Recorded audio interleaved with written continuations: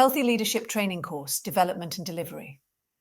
This article explains how a cross-organisational team developed a leadership course for nurses. It outlines the course's structure, content, delivery, and evaluation by delegates, and describes applications of the care support pyramid and the healthy leadership rhythm. The authors are Sarah Davis, Senior Lecturer Practitioner at Anglia Ruskin University; Francesca Wright, Lead Nurse for Education at East of England Paediatric Critical Care Operational Delivery Network; and Steve Andrews, Associate Director for Culture, Inclusion, Leadership and Development at East and North Hertfordshire NHS Trust. Abstract. Effective clinical leadership is vital for planning and delivering high-quality nursing care. This article discusses the development and delivery of a healthy leadership course that focuses on the lived experiences of those undertaking leadership roles. It describes the importance of cross-organisational collaboration, the process of designing the course and evaluation of the pilot.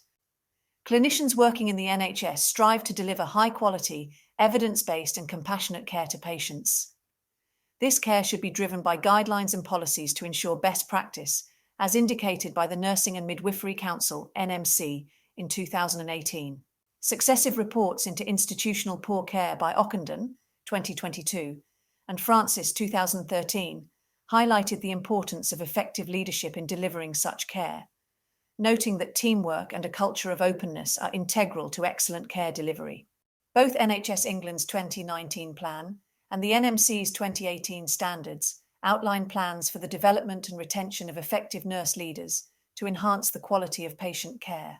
There is also a wealth of leadership training available, for example from the NHS Leadership Academy. However, among nurses, there remains a gap between clinical expertise and leadership skills. Across the East of England region, we observed that many staff members were working in posts that include leadership without receiving formal development of this skill set. This article discusses the course we developed with the aim of promoting leadership as an act, not a rank, encouraging staff leaders to embed their leadership practice within their daily clinical workload. The project demonstrated how cross-organisational collaboration can create a way to develop leadership skills in clinical staff. Healthcare provision within the NHS is, by its nature, a collaborative activity, as members of the multidisciplinary team work together to optimise patient outcomes. After we observed this across the NHS and clinical industry during the COVID-19 pandemic, through the widespread sharing of resources, ideas and innovation, our project built on this generous and open collaboration. We placed high value on sharing and cooperation, both throughout the course's development and in its content. Course development. The 10 operational delivery networks, ODNs, were established by the NHS to support commissioning, patient pathways, and flow and improve efficiencies and outcomes. This is usually achieved through collaboration and education. In the East of England, the neonatal ODN, Paediatric Critical Care ODN, and Surgery in Children ODN joined forces with East and North Hertfordshire NHS Trust. This collaboration enabled us to develop a new way of thinking about leadership. This was the first time the ODNs and an individual trust had collaborated to develop a meaningful programme for use across the region. Due to its healthcare leadership experts, East and North Hertfordshire NHS Trust developed the course content. The ODNs possessed the infrastructure and educational experience to effectively package and deliver this content on a regional level. We wanted to develop leadership skills in the region's workforce. In a post-pandemic environment, where individuals and teams were tired and time-poor, it was important this became a model that made an impact on clinicians and did not become just another theoretical model with little or no practical application or impact. This challenge inspired us to think differently about leadership development. The collaboration attempted to balance leadership development, best practice, and the difficult reality of the present working environment. Due to the pandemic and other issues, releasing staff for formal training remained curtailed. Therefore, it was clear that any leadership training provision would need to be in a flexible format that facilitated the participation of delegates from across the region. Consequently, we considered an entirely self-directed programme, hosted on the online learning platform already used in the region. However, after reviewing the material, it became clear there would be added value in hosting a live study session that would enable the presentation of ideas, encourage the use of group work in which learners share experiences, offer help and support, encourage discussion and reflection, and create a safe space for camaraderie. From this, we developed a blend of pre-recorded material, live Microsoft Teams sessions, post-session reflection, and extended reading. The learning platform was used to host the content and support self-directed learning. The course was developed following these principles. Use technology to connect people. Break the program into flexible, bite-sized sessions. Offer meaningful content and evidence. Make the topic relevant. Learn in small groups and spend time sharing experiences. Consider how groups would change their practice or behavior. Seek post-program reflection on the course's impact. Course structure and content. The course explores healthy leadership, moving away from recognized models of leadership to a concept that has practical application for the day-to-day work of a clinical area. It recognizes leadership as a practical doing thing, in the same way that clinicians engage in the doing of clinical care. It was important that delegates could explore leadership within the lived experience of their daily clinical work. Two key concepts support this goal and provide the foundation on which the course content is built. First is the care support pyramid, which encourages novice leaders to consider how small changes can have a substantial impact on their leadership and clinical teams. It supports leaders to establish good practices, such as self-care and role modeling good behaviors. The second concept is the healthy leadership rhythm. This combines a range of leadership behaviors that align with and run alongside the established clinical rhythms of the care setting, such as handover, allocation, medications, and observations. It seeks to embed a pattern of behaviors, such as well-being, communicating, teamwork, and psychological safety, into a leadership rhythm that combines with the clinical rhythm. The two are experienced simultaneously and consistently, with equal importance. A component of the healthy leadership rhythm is 5 questions, which leaders should ask to serve individuals, teams, and services. How are you doing? How is your team doing? How are your colleagues doing? What can you do to help them? What can we do to help you? The pilot course was offered to Band 7 nurses working in any neonatal or pediatric setting, and 20 delegates joined. We created 8 90-minute sessions. These were delivered weekly, but the day and time were varied to allow for differing clinical schedules. Each week followed the same structure. 1. Facilitators asked icebreaker questions such as, "What can you see outside your window?" or "What would be your ideal holiday?" This established a level playing field and allowed everyone to participate. It created a buffer between delegates' other responsibilities and engaging with the course content. 2. The first topic was introduced and a 15 to 20-minute video was shared. 3. Delegates were randomly allocated to breakout rooms for 10 to 12 minutes in groups of 3 to 4. They had access to an interactive Google Jamboard containing discussion prompts to share thoughts on the topic. Facilitators remained in the main room to allow open discussion between delegates. 4. Delegates returned to the main room for feedback and discussion as a whole group. 5. Steps 2 to 4 were repeated for the second topic. And 6. Facilitators encouraged delegates to take an aspect of the healthy leadership they had explored into their practice. This was revisited following the icebreaker at the next session. During the first session, time was also allowed for delegates to get to know each other, sharing their clinical backgrounds and motivations for undertaking the course. Delegates were given a learning journal for each topic to record their observations, feelings, thoughts, and ideas. The following resources were released on the online learning platform for self-directed study: recordings of the weekly sessions, videos and slide decks used in the sessions, aid memoir cards, further reading lists, links to useful videos and websites. This was particularly helpful in allowing individual delegates to revisit topics that resonated with or challenged them. These resources were created by East and North Hertfordshire NHS Trust and collated by the ODNs. Delegates submitted an 800-word reflective piece outlining their experience of incorporating 1 to 2 healthy leadership concepts from the course into their leadership practice. This exercise aimed to demonstrate this to not only the project team, but also the delegates themselves. It confirmed to the project team that healthy leadership is a model that has practical impact on clinical leadership. Evaluation. The evaluation was designed to examine the experience of both delegates and line managers. 3 different surveys were created and sent to the delegates, their line managers, and all ward managers in the region.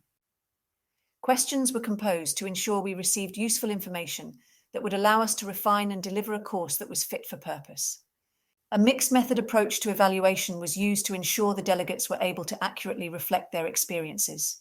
They were asked about the session's construct, content, and delivery, using breakout rooms and Jamboards, accessing additional resources on the online learning platform, and submitting a reflective piece. Despite the fact that fully participating in the evaluation was a prerequisite of the course, there was only a 50% response rate. The evaluation showed that some topics resonated more than others. When asked to select their top 5 topics, delegates' top choices were the care support pyramid, build the team, and self-care. 3 topics received no vote. However, when asked whether any topics could be removed from the course, all 8 respondents replied no. 88% of respondents found both the Jamboards and the breakout rooms useful or very useful. All delegates used the online platform to access the additional resources, and 38% rewatched one or more recording. 70% of delegates used the weekly learning journal to record their thoughts, 75% of whom found it useful or very useful. 88% of respondents said the final reflective piece was useful or very useful for consolidating their learning. We did not receive any responses from the delegates' line managers. However, we also surveyed the line managers who did not send a delegate on the course to understand how they made their decision. Only 7 responses were received from a cohort of 20. Despite the low response rate, some useful points were raised. Only 57% said they were aware of the course. Others said, I think I may just have missed this in my inbox. New into post within pediatrics, so likely to have miscommunication when it was sent. 43%, number equals 3 people, said they never considered sending staff on the course, and another 43% actively decided not to, with the remaining respondents saying they considered it but decided not to. Of the 7 respondents, 71% cited inability to release staff as the reason. The other 29% said they were new in post and had not started to consider CPD. When asked whether they would now consider sending staff on the course, 57% said definitely, and the remaining 43% said possibly. The evaluation has limitations. A validated tool was not used, as the survey was designed to answer the specifics of developing this pilot into an ongoing course. The low response rate and resulting small sample size also make it difficult to generalize the findings and draw any firm conclusions. Responses may also be biased towards delegates who enjoyed the course and were therefore motivated to respond. There was no negative feedback. In addition to the survey, we received several emails stating that delegates had enjoyed the course and that it had inspired them to initiate small changes to their leadership for the benefit of their workplace and colleagues, such as this.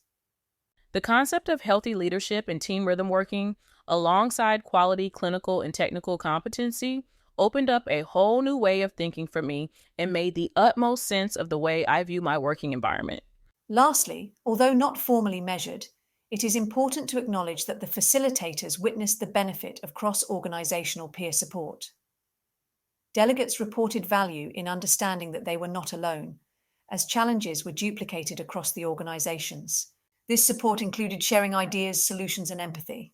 Delegates were encouraged by the successful implementation of concepts and more likely to try them themselves. We have plans to capture this peer support in future. Challenges: attendance and participation. The course mandated 100% attendance. Although it was anticipated that this was unlikely in practice due to ward commitments and sickness, this mandate served several functions. 1. Encouraging people who knew they had diary conflicts to defer applying until a future course date. 2. Encouraging a firm commitment to the course and learning activities. 3. Allowing delegates to build relationships and a psychologically safe environment for sharing experiences and supportive troubleshooting. When unavoidably absent, delegates were able to access session materials via the online learning platform and were requested to submit a learning journal entry related to the missed session. This facilitated active participation in the next session.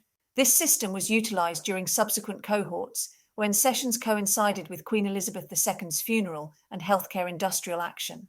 During the pilot, one delegate persistently struggled to attend due to clinical pressures and therefore chose to join a subsequent cohort. A second went on long-term sick leave. They have since left their post and have not completed the course. Following a delegate's unexpected absence, facilitators engaged in healthy leadership practice through check-in emails. When necessary, this was followed up with a supportive phone call and signposting to additional support. Additionally, active participation within the breakout groups was, on occasion, variable. Delegates who raised this with the facilitators were encouraged to use their leadership skills to try to engage their peers. Participation in group feedback also varied, depending on the topic's resonance with delegates and the group's dynamics. The Jamboard helped overcome this, as it allowed for cross-group collaboration and helped the facilitators steer the conversation by highlighting comments on the board. Facilitation. Allocating 2 facilitators to each cohort proved invaluable. In the event of sickness or emergencies, the session could still be delivered by the remaining facilitator. This was important for continuity of delivery and contributed to building psychological safety in the group. It also allowed for effective division of 2 roles. One managed the technology, administrating breakout rooms, sharing videos and troubleshooting. The other greeted delegates, engaged in active listening and supported discussions. Roles were not fixed, and each facilitator undertook both, sometimes changing mid-session as the need arose. When only one facilitator was available, the technical aspects became more prominent, and the ability to effectively listen and support discussion was diminished. Conclusion and next steps. Collaboration across organizational and geographical boundaries combined to create a new learning opportunity that used technology to engage learners from across the region. This exemplifies how the NHS can benefit from sharing innovation and content. We created a healthy leadership course that is both accessible and relatable for staff working in the busy clinical environment. It combines instruction, action, and reflection to enable the workforce to incorporate healthy leadership into their daily working lives and make leadership an act rather than a rank. The ODNs continue to offer the course twice yearly, while working with East and North Hertfordshire NHS Trust to develop further material to build on the existing themes and add new concepts. This article, with full references and figures, can be found at nursingtimes.net under the category Leadership. Thank you for listening.